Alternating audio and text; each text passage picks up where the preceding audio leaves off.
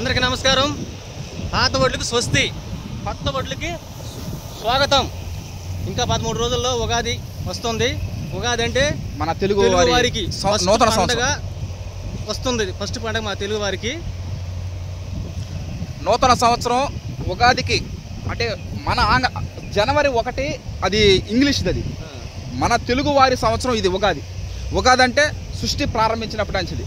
ఈ వస్తూ వసంత ఋతువుని తీసుకొని వస్తుంది. వసంత ఋతువు అంటే చెట్లు చిగురించడం, లేత పూలు కాయలు, పూతలు, పిందులు అవి రావడం జరుగుతుంది. ఈ ఉగాది శ్రీ విశ్వవసునామ సంవత్సరం రాబోతూ ఉంది.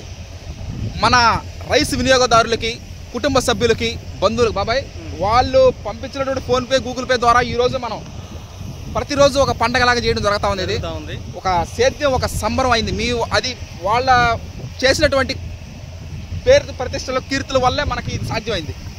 ఆ విధంగా విశ్వవసునామ సంవత్సరం రాబోతూ ఉన్నది. ఈ పండగకి అందరూ సంతోషంగా, ఆనందంగా ఉండాలని ఈ ఉగాది నాడు మనకి కొత్త ఒడ్లు మన ఇంటికి రావడం జరుగుతుంది.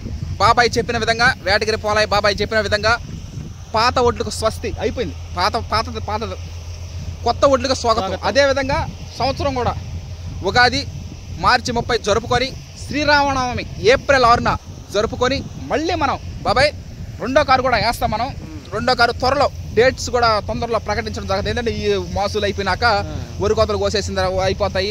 తెలంగాణ సోనా కూడా అయిపోతుంది.